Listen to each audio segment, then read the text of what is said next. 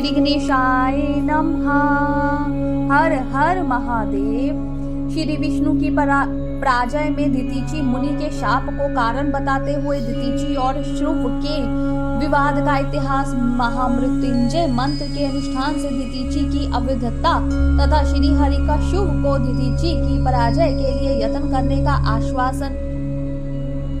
सूत जी कहते हैं, महर्षियों अमित बुद्धिमान ब्रह्मा जी की कही हुई तथा यह कथा सुनकर दिग्श्रेष्ठ नारद विस्मय में पड़ गए। उन्होंने प्रसन्नता पूर्वक प्रश्न किया। नारद जी ने पूछा, पिताजी, भगवान विष्णु शिव जी को छोड़कर अन्य देवताओं के साथ दक्ष के यज्ञ में क्यों चले गए, जिसके कारण वहां उनका तिरस्कार हुआ? क्या वे प्रलयकारी पराक्रम वाले भगवान शंकर को नहीं जानते थे? फिर उन्होंने अज्ञानी पुरुष की भांति रुद्रगणों के साथ युद्ध क्यों किया? करुणानिधि, मेरे मन में यह बहुत बड़ा संदेह है। आप कृपा करके मेरे इस संशय को नष्ट कर दीजिए और प्रभु मन में उत्साह पैदा करने वाले शिव चरित्र को कहिए।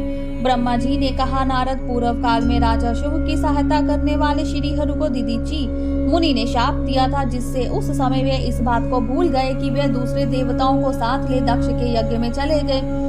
दितीची ने क्यों शाप दिया, यह सुनो। प्राचीन काल में शुभ नाम से प्रसिद्ध एक महातेजस्वी राजा हो गए थे। वे महाप्रभावशाली मुनीश्वर दितीची के मित्र थे। दीर्घ काल की तपस्या के प्रसंग से शिव और श्रुव और दितीची में विवाद आरंभ हो गया, जो तीनों लोक में महान अनर्थकारी के रूप में विख्यात हुआ।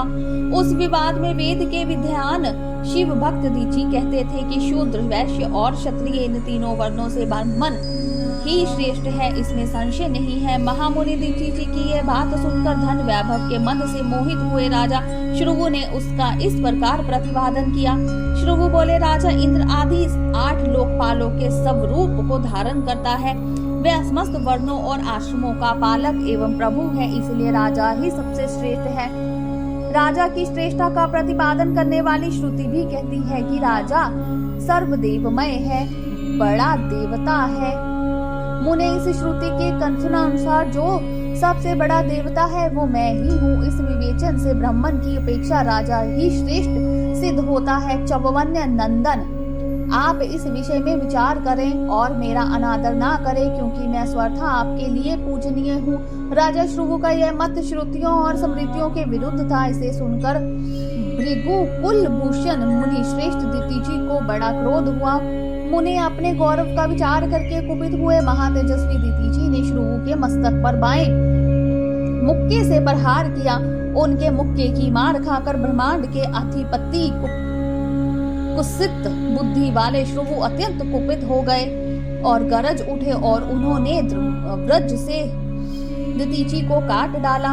उस वज्र से आहत हुए भृगुवंशी दितीची पृथ्वी पर गिर पड़े।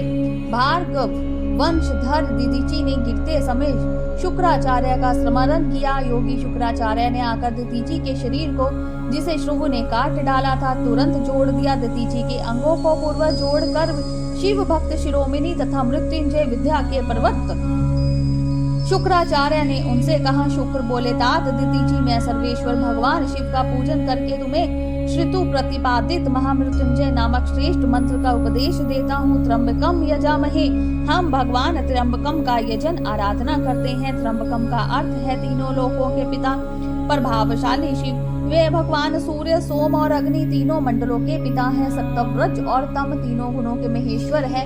आत्म तत्व, विद्या तत्व और शिव तत्व, इन 3 तत्वों के आहवनीय ग्रह प्रत्यय और दक्षिणा अग्नि, इन तीनों अग्नियों के स्वर्त उपलब्ध होने वाले पृथ्वी, जल एवं तेज, इन 3 मृत भूतों के, मूर्त भूतों के अथवा सात्विक आदि भेद से त्रिविध भूतों के, त्रिदिव स्वर्ग के, त्रिभुज के, त्रिधा भूत सबके, ब्रह्मा, विष्णु और शिव तीनों देवताओं के महान ईश्वर महादेव जी ही हैं।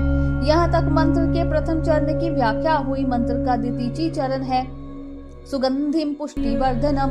जैसे फूलों में उत्तम सुगंध होती है, उसी प्रकार वे भगवान शिव संपूर्ण भूतों में, तीनों गुणों में, समस्त कृत्यों में, इंद्रियों में, अन्नय देवों में और गणों में उनके प्रकाशक सारभूत आत्मा के रूप में व्याप्त है।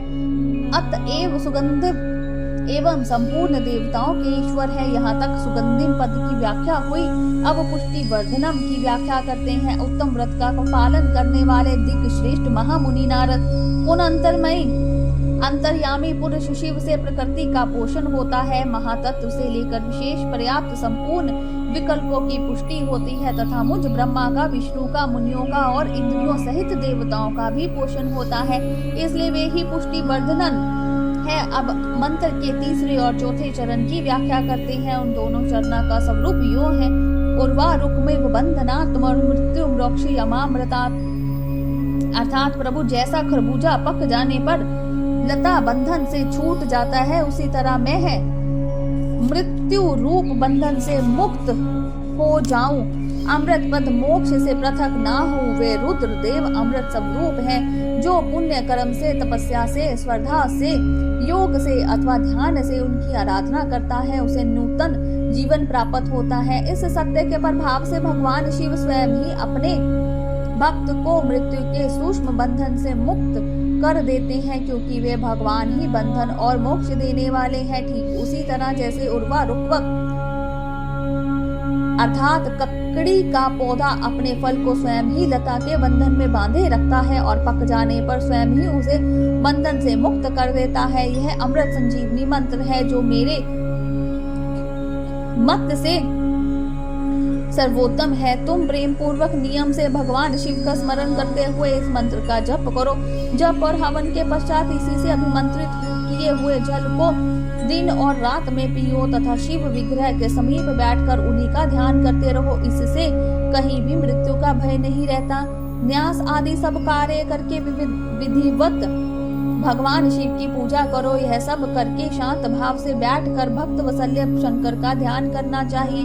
मैं भगवान शिव का ध्यान बता रहा हूँ, जिसके अनुसार उनका चिंतन करके मंत्र जप करना चाहिए। इस तरह निरंतर जप करने से बुद्धिमान पुरुष भगवान शिव के प्रभाव से उस मंत्र को सिद्ध कर लेता है। मृत्युंजय का ध्यान,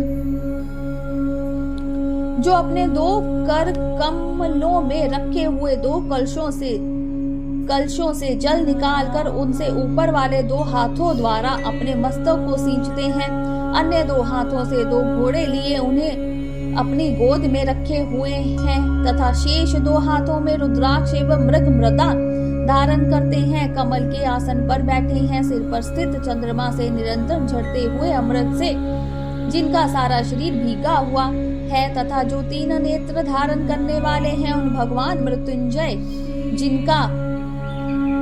जिनके साथ गिरिराज नंदिनी उमा भी विराजमान है, मैं भजन चिंतन करता हूँ। ब्रह्मा जी कहते हैं, तात मुनि श्रेष्ठ दितिजी को इस प्रकार उपदेश देकर शुक्राचार्य भगवान शंकर का स्मरण करते हुए अपने स्थान को लौट गए। उनकी वह बात सुनकर महामुनि दितिजी बड़े प्रसन्न से प्रेम से शिव जी का स्मरण करते हुए तपस्या के लिए वन में गए। वहां जाकर उन्होंने विधि पूर्वक महामृत्युंजय मंत्र का जप और प्रेम पूर्वक भगवान शिव का चिंतन करते हुए तपस्या आरंभ की। दीर्घ काल तक उस मंत्र का जप और तपस्या द्वारा भगवान शंकर की आराधना करके दितिजी ने महामृत्युंजय शिव को संतुष्ट किया। महामुने उस जप से प्रसन्नचित्त हुए। भक्त वत्सल्य भगवान शिव दितिजी के प्रेम वश उनके सामने प्रकट हो गए। अपने प्रभु शंभु का साक्षात दर्शन करके मुनीश्वर दितिजी को बड़ी प्रसन्नता हुई। उन्होंने विधि पूर्वक प्रणाम करके दोनों हाथ जोड़ भक्ति भाव से शंकर का स्तवन किया। तात मुने तदनंतर मुनि के प्रेम से प्रसन्न हुए। शिव ने चौवन्य कुमार दितिजी से कहा, तुम वर मांगो। भगवान शिव का यह वचन सुनकर भक्त शिरोमणि दितिजी दोनों हाथ जोड़ नतमस्तक हो भक्त वत्सल्य शंकर से बोले। दितिजी ने कहा, देव देव महादेव, मुझे 3 वर दीजिए। मेरी हड्डी वृज हो जाए, कोई भी मेरा वध न कर सके और मैं स्वस्थ अधीन रहूं, कभी मुझ में दीनता न आए। दितिजी का ये वचन सुनकर प्रसन्न हुए परमेश्वर शिव ने तथास्तु कहकर उन्हें वे 3 वर दे दिए। शिव जी से 3 वर पाकर वेद मार्ग में प्रतिष्ठित महामुनि दितिजी आनंद मगन हो गए और शीघ्र ही राजा श्रुव के स्थान में गए। महादेव जी से अबद्धता वृजमय अस्थित और अधीनता पाकर दितिजी ने राजेंद्र शवु के मस्तक पर लात मारी। फिर तो राजा श्रुव ने भी क्रोध करके दितिजी पर वज्र से प्रहार किया। वह भगवान विष्णु के गौरव से अधिक गर्व में भरे हुए थे, परंतु श्रुवु का चलाया हुआ वह व्रज परमेश्वर शिव के प्रभाव से महात्मा दधीचि का नाश न कर सका। इससे ब्रह्म कुमार श्रुवु को बड़ा विस्मय हुआ। मुनीश्वर दधीचि की अवध्यता, अधीनता तथा व्रज से भी बढ़ चढ़कर प्रभाव देखकर ब्रह्म कुमार श्रुवु के मन में बड़ा आश्चर्य हुआ। उन्होंने शीघ्र ही वन में जाकर इंद्र के छोटे भाई मुकुंद की आराधना आरंभ की। वे शरणागत पालक नरेश मृत्युंजय सेवक दधीचि से पराजित हो गए थे। श्रुवु की पूजा से गरुड़ ध्वज भगवान मधुसूदन बहुत संतुष्ट हुए। उन्होंने राजा को दिव्य दृष्टि प्रदान की।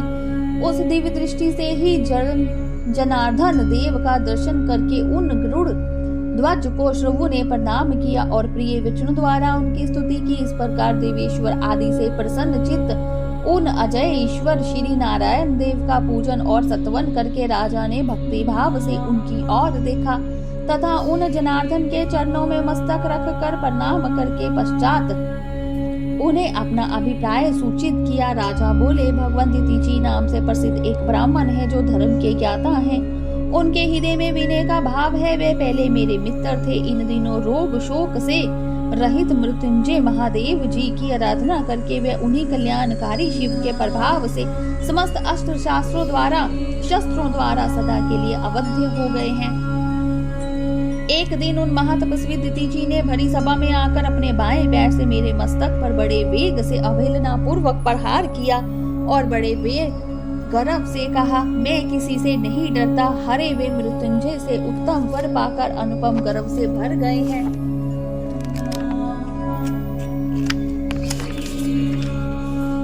ब्रह्मा जी कहते हैं, नारद महात्मा दधीचि की अविवद्धता का समाचार जानकर श्री हरि ने महादेव जी के अतुलित प्रभाव का स्मरण किया।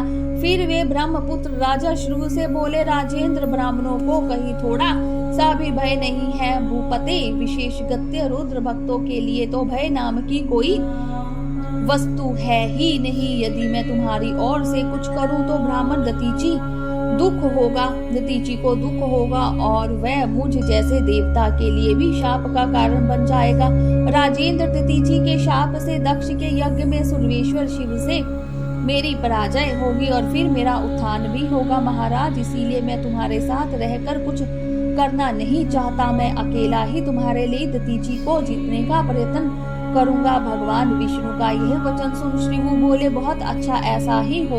ऐसा कहकर वे उस कार्य के लिए मन ही मन उत्सुक हो प्रसन्नता पूर्वक वहीं ठहर गए। बोलिए शंकर भगवान की जय, उमापति महादेव की जय।